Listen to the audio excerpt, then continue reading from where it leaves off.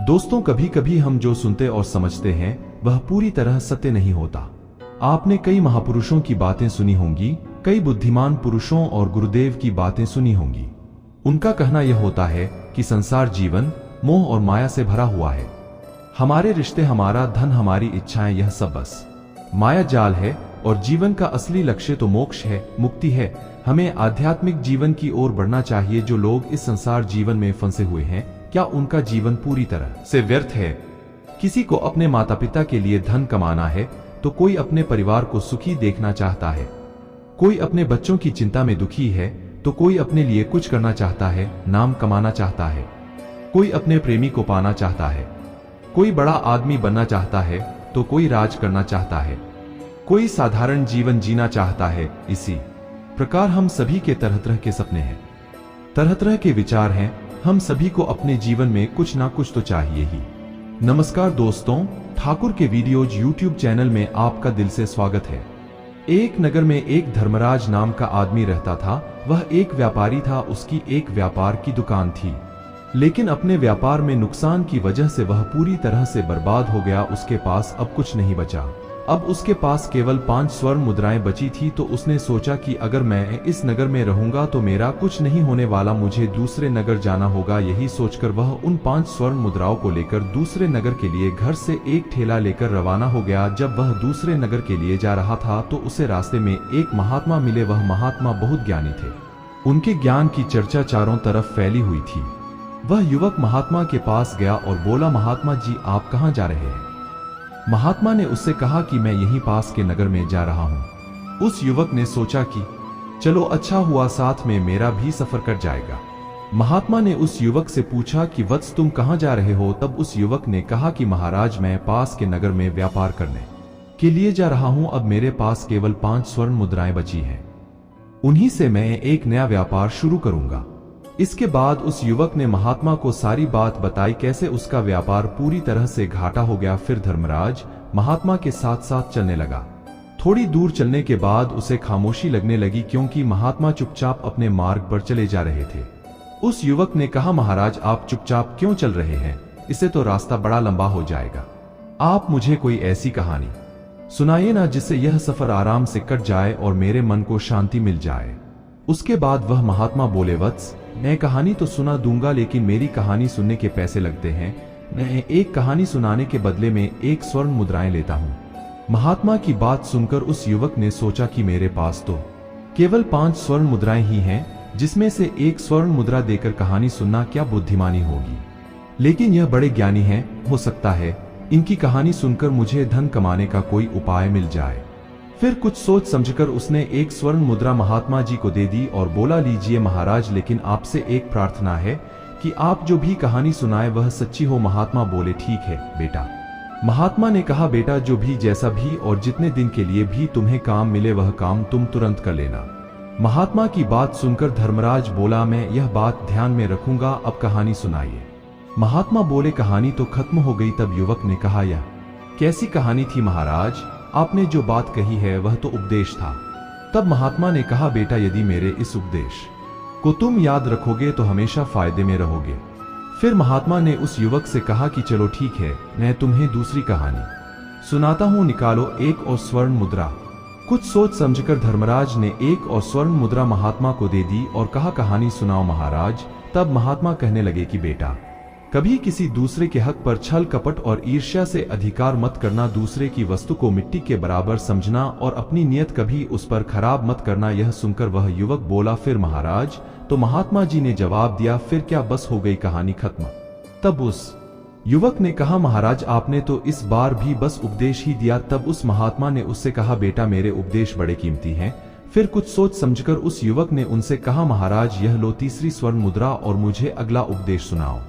महात्मा बड़े प्रसन्न हुए और बोले, बेटा, जीवन में कभी भी भूलकर भी किसी का रहस्य किसी अन्य को मत बताना। फिर उस युवक ने उनसे कहा, महाराज, यह लो मेरे पास 2 स्वर्ण मुद्रा और बची है, मुझे 2 उपदेश और दे दो। फिर महात्मा ने चौथा उपदेश दिया और कहा, बेटा, तुम चाहे कितने ही आवश्यक कार्य से कहीं पर जा रहे हो, लेकिन यदि रास्ते में कोई तुम्हें बुलाकर प्रेम से बैठने को कहता है तो उसकी बात ध्यान से जरूर सुनना, ठुकराना नहीं, चाहे तुम्हारा लाखों का ही नुकसान क्यों ना हो जाए। और पांचवा उपदेश, दुराचारी स्त्री का कभी जीवन में विश्वास मत करना, क्योंकि उसके दिल और दिमाग का कोई ठिकाना नहीं होता।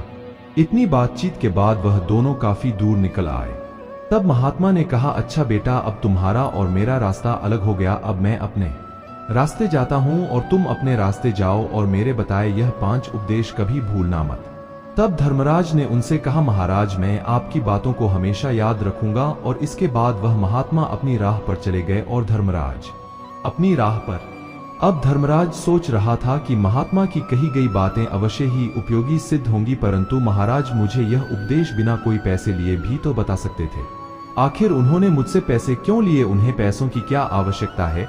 फिर उसने सोचा कि कोई बात नहीं, बाद में मैं इस बारे में उनसे पूछ लूंगा। और चलते चलते वह एक नगर में पहुंचा। अब उसके पास कोई धन नहीं था, इसलिए वह कोई व्यापार भी नहीं कर सकता था।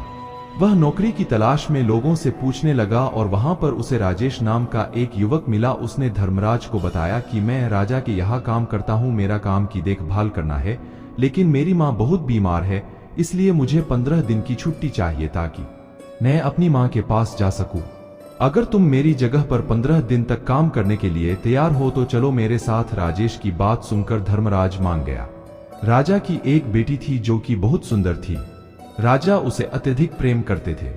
इसके अलावा राजा को घुड़सवारी का भी बहुत शौक था, इसलिए उन्होंने बहुत सारे घोड़े पाल रखे थे जिनकी देखभाल के लिए बहुत सारे सेवक भी रखे थे, जिसमें से एक राजेश भी था। राजेश धर्मराज को लेकर राजा के पास गया और बोला, महाराज, इसका नाम धर्मराज है, मैं अपने स्थान पर इसको रखकर 15 दिन के लिए अपनी माँ के पास जाना चाहता हूँ। तब राजा ने कहा, मुझे इससे कोई दिक्कत नहीं, लेकिन अगर मेरे घोड़ों को कुछ भी हुआ तो उसके जिम्मेदार तुम होगे, तुम्हें ही दंड भुगतना पड़ेगा। राजेश ने कहा, ठीक है महाराज, आप चिंता ना करें, इसको मैं सब समझा दूंगा। फिर राजेश ने धर्मराज को बल में ले गया और काम समझा दिया। उसके बाद धर्मराज अच्छे से देखभाल करने लगा और राजेश अपनी माँ से मिलने के लिए गांव चला गया। राजा घोड़ों को खिलाने के लिए प्रत्येक सेवक को 20 शेर चना देता था। लालधारी ने 20 शेर चने लिए और अपने अस्तबल में आ गया। वह उन चनों को पानी में भिगो देता था, फिर उसे कूट कर घोड़ों को खिलाता था। अपना काम पूरा करने के बाद धर्मराज ने सोचा, क्यों ना सेवकों के पास जाकर थोड़ी मस्ती की जाए। यह सोचकर वह उस बड़े से कमरे में पहुंचा जहां पर अन्य सेवक बैठे हुए थे और मौज मस्ती कर रहे थे। धर्मराज ने देखा कि वह सभी शराब पी रहे थे। धर्मराज ने उनसे कहा, तुम सबने अपना काम पूरा नहीं किया और नशा करने लग गए। तब उन अन्य सेवकों ने उससे कहा, अरे नहीं भाई, बिना काम पूरा किए भला किसमें इतनी हिम्मत है जो नशा पानी करे? भाई, हमने घोड़ों को खुराक डाल दी है। तब धर्मराज ने देखा कि अभी भी बहुत सारा चना कूट के लिए पड़ा है।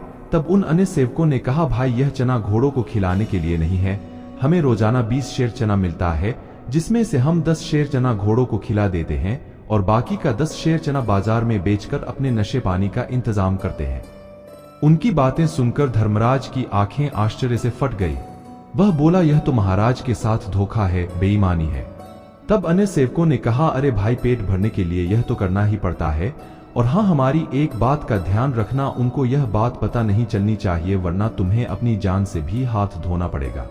धर्मराज उनकी बातें सुनकर चुपचाप अपने कमरे में चला गया और अपनी चारपाई पर लेट गया।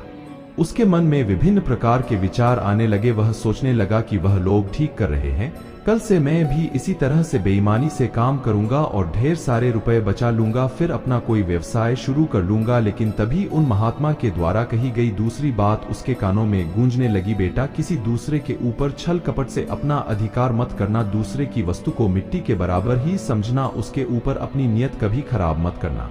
यह सोचकर वह बोला, नहीं नहीं, मैं ऐसा नहीं करूंगा। अगले दिन से धर्मराज अपना काम पूरी ईमानदारी से करने लगा। उसकी अच्छी देखभाल से उसके घोड़े 1 महीने के भीतर ही अस्तबल के सबसे सुंदर और तंदुरुस्त और ताकतवर घोड़े बन गए। एक दिन दरबार में राजा ने अपने मंत्री से कहा, मंत्री जी, बहुत दिन हो गए मैंने अपने प्रिय घोड़ों को नहीं देखा। आप सेवकों को यह कह दो कि वह सब अपने घोड़ों को लेकर शाही मैदान में आ जाए, मैं कल अपने घोड़ों को देखना चाहता हूँ। अगले दिन सुबह धर्मराज सहित सभी सेवक अपने अपने घोड़ों को नहला धुलाकर शाही मैदान में पहुंच गए और महाराज सभी घोड़ों का निरीक्षण करने लगे। महाराज ने देखा कि उनके सभी घोड़े बिल्कुल अस्वस्थ दिख रहे हैं। यह देखकर महाराज को बड़ा ही क्रोध आ रहा था। उन्होंने मंत्री से कहा, मंत्री जी, हमारे सारे घोड़े तो बहुत सुंदर और ताकतवर थे, यह इतने अस्वस्थ और बीमार कैसे हो गए?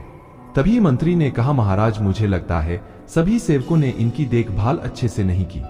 इसके बाद राजा आगे बढ़े तो उन्होंने देखा कि धर्मराज के घोड़े ही स्वस्थ और तंदुरुस्त हैं। यह देखकर राजा की आंखों में चमक आ गई और धर्मराज से बोले, तुम कल राजमहल में आओ, मुझे तुमसे कुछ बात करनी है।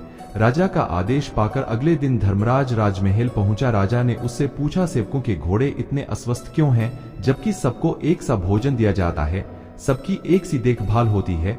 तब कुछ सोच समझकर धर्मराज ने कहा, महाराज मैं तभी जवाब दे सकता हूँ जब बाकी सभी सेवक यहाँ पर मौजूद हो।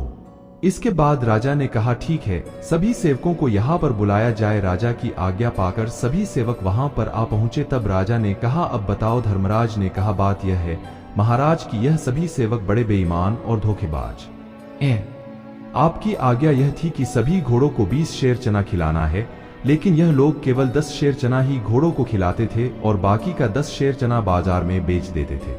लेकिन मैंने ऐसा नहीं किया, मैंने 20 शेर चना रोजाना घोड़ों को खिलाया है, इसीलिए मेरे घोड़े सुंदर, तंदुरुस्त और ताकतवर हैं। धर्मराज की बात सुनकर महाराज को क्रोध आ गया। तब बाकी के सेवकों पर चिल्लाते हुए बोले, धोखेबाजों, क्या यह बात सच है?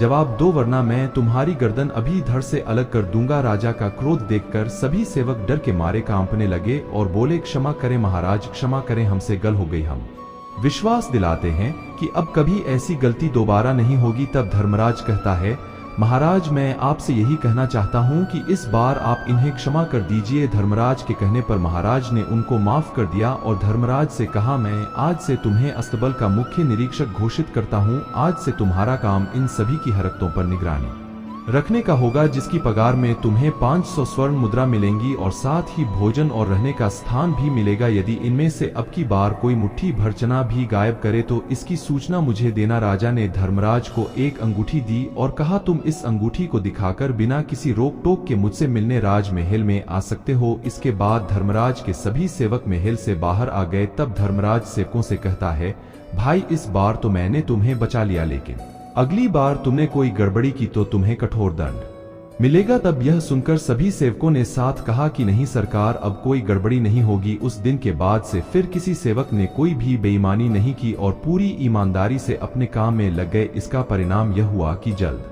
ही सारे घोड़े तंदुरुस्त और स्वस्थ दिखाई देने लगे। यह देखकर राजा भी बड़े प्रसन्न हो गए। कुछ ही दिन बीतने के बाद राजेश भी अपने गांव से वापस लौट आया। उसने जब घोड़ों को देखा तो वह हैरान रह गया, क्योंकि सब घोड़े बड़े ही सुंदर और ताकतवर नजर आ रहे थे। तभी बाकी सेवकों ने राजेश को घेर लिया और सारी कहानी सुनाई कि किस तरह धर्मराज ने बेईमानी पकड़ ली और खुद मुख्य निरीक्षक बन गया। उनकी बात सुनकर राजेश ने कहा, अब मैं वापस आ गया हूँ, तुम लोग चिंता मत करो। इसके बाद राजेश अपने कमरे में चला गया। उसने देखा कि कमरा बहुत साफ सुथरा था। इसके बाद वह एक तरफ अपने बिस्तर पर लेट गया। धर्मराज उसको देखकर बड़ा खुश हुआ और उससे बोला, राजेश भाई तुम कब आए? राजेश ने कहा, मैं अभी कुछ देर पहले ही आया हूँ। इसके बाद दोनों आपस में बात करने लगे। तब धर्मराज ने सारी घटना बताई जो राजेश पहले से ही जान चुका था। इसके बाद दोनों ने भोजन किया और अपने अपने बिस्तर पर लेट गए। राजेश को नींद नहीं आ रही थी, बिजली कड़क रही थी और इधर राजमहल में राजकुमारी को नींद नहीं आ रही थी। वह अपने कमरे में इधर उधर घूम रही थी। फिर उसने अपने कमरे के एक तख्ते को हटाया जिसके नीचे एक गुप्त रास्ता था। वह तुरंत उस गुप्त रास्ते की सीढ़ियों से नीचे उतरने लगी। उधर तेज बिजली कड़कने की आवाज सुनकर धर्मराज की नींद खुल गई। वह कमरे के बाहर खुली हवा में निकल गया। एक लकड़ी का तख्ता एक तरफ हटा, उसमें से राजकुमारी निकलकर बाहर आई। असल में यह उसी गुप्त रास्ते का दूसरा हिस्सा था जो राजकुमारी के कमरे से लेकर राजेश के कमरे तक खुलता था। इस गुप्त रास्ते से राजकुमारी निकली और देखा तो राजेश कमरे में अकेला सो रहा था। उसने राजेश को उठाने लगी। राजेश घबराकर उठ गया और बोला, राजकुमारी तुम इस समय यहाँ क्यों आई हो? जल्दी वापस लौट जाओ, यहाँ पर धर्मराज है। राजेश ने देखा कि धर्मराज कमरे में नहीं है। राजकुमारी बोली, कौन धर्मराज? राजेश ने राजकुमारी को धर्मराज के बारे में सब बता दिया। असल बात यह थी कि राजेश और राजकुमारी का प्रेम प्रसंग चल रहा था जिसके बारे में किसी को कोई ससना नहीं थी। राजकुमारी ने कहा, तुम चिंता मत करो राजेश, मेरे रहते हुए तुम्हें कोई नीचा नहीं दिखा सकता है। तुम कल सुबह देखना कि मैं उसे कैसे मजा सा खाती हूँ। इधर जब धर्मराज कमरे में वापस लौटा तो कमरे के भीतर से आवाजें आ रही थी। आवाजों को सुनकर वह हैरान रह गया और अपने कमरे के बाहर खड़ा होकर सोचने लगा। कि इतनी रात में राजेश किस स्त्री से बातें कर रहा है। दरवाजा बंद था, इसलिए राज ने भीतर की तरफ झांका और राजकुमारी को देखकर वह हैरान रह गया और सोचने लगा है, भगवान, यह मैं क्या देख रहा हूँ। इतनी रात को राजकुमारी सेवक राजेश के साथ क्या कर रही है। मुझे इसी समय महाराज को यह खबर बता देनी चाहिए। यह राजेश तो महाराज की पगड़ी उछालना चाहता है। तभी उसके कान में महात्मा की कही गई बात गूंजी, बेटा धर्मराज, किसी का रहस्य किसी दूसरे को मत बताना, वरना खुद ही मुसीबत में फंस जाओगे। यही सोचकर वह कमरे के बाहर ही छुपकर राजकुमारी के जाने का इंतजार करने लगा। राजेश ने राजकुमारी से कहा, वो धर्मराज किसी भी समय आ सकता है, तुम वापस महल लौट जाओ। इसके बाद राजकुमारी ने कहा, ठीक है, और वह उसी गुप्त रास्ते से अपने कमरे में लौट गई। इसके बाद राजेश चुपचाप अपने बिस्तर पर लेट गया। धर्मराज ने काफी देर इंतजार करने के बाद देखा कि राजकुमारी कमरे से बाहर नहीं निकली और कमरे से कोई आवाज भी नहीं आ रही, तो उसने खिड़की के भीतर से देखा कि राजकुमारी भीतर नहीं थी। कुछ सोच समझकर उसने दरवाजा खोला और मन में बोला, आश्चर्य है, दरवाजा भी खुला है, यह सब क्या चक्कर है। फिर वह चुपचाप अपनी चारपाई पर लेट गया और सोचने लगा, इस कमरे में कोई गुप्त मार्ग है जहां से राजकुमारी आई और चली गई। फिर उसने कहा, कल सुबह मैं इसका पता लगाऊंगा। दूसरी तरफ राजकुमारी अपने कमरे में पहुंच गई और अगली सुबह राजकुमारी जोर जोर से चिल्लाने लगी, बचाओ बचाओ, मुझे बचाओ। राजकुमारी की चीख सुनकर राजा दौड़े दौड़े आए और बोले, क्या हुआ बेटी। तो राजकुमारी ने झूठे आंसू बहाते हुए कहा, पिताजी, आपके अस्तबल का मुख्य निरीक्षक अभी अभी मेरे कमरे में आया था। वह मेरी इज्जत लूटना चाहता था, लेकिन जब मैं चीखने लगी तो वह खिड़की कूदकर भाग गया। राजकुमारी की बात सुनकर राजा बहुत क्रोधित हो गया और बोला, उसकी इतनी हिम्मत, आखिर वह भीतर घुसा तो गुस्सा कैसे, उसे कठोर दंड दिया जाएगा। फिर राजकुमारी ने कहा, पिताजी, उसे कठोर दंड से काम नहीं चलेगा, मुझे उसका सिर चाहिए, वरना मैं भोजन नहीं करूंगी। राजा ने कहा, बेटी, तुम्हारी इच्छा अवश्य पूरी होगी। इसके बाद महाराज वहां से चले गए। राजकुमारी ने सोचा, मेरी इच्छा तो बड़ी जल्दी पूरी हो गई, अब मेरे और राजेश के बीच का कांटा समाप्त हो जाएगा। इसके बाद राजकुमारी आराम से अपने कमरे में लेट गई। उधर राजा को नींद नहीं आ रही थी। वह विचार कर रहा था कि मैं कल सुबह धर्मराज को दंड दूंगा, लेकिन फिर उसने सोचा कि जब और लोग मुझसे पूछेंगे कि मैं लालधारी को दंड क्यों दे रहा हूं, तब मैं क्या जवाब दूंगा। अगर मैं सच कहूंगा तो मेरी बदनामी होगी। लोग मेरे सामने तो कुछ नहीं बोलेंगे, लेकिन मेरे पीठ पीछे मेरा मजाक बनाएंगे कि एक मामूली से आदमी ने राजा की बेटी की इज्जत के साथ खेलने की कोशिश की। यही सोचकर राजा खामोश हो गया। तब उसके मन में एक योजना आई कि मैं गुप्त तरीके से धर्मराज को मरवा देता हूं, किसी को पता भी नहीं चलेगा और मेरा काम भी हो जाएगा। इसके बाद सुबह होने पर राजा नसीम कसाई के पास गया और उससे बोला, नसीम, तुम्हें मेरा एक काम करना है। नसीम ने कहा, आज्ञा करो महाराज। तब महाराज ने कहा, तुम्हें एक व्यक्ति का सिर काटना है।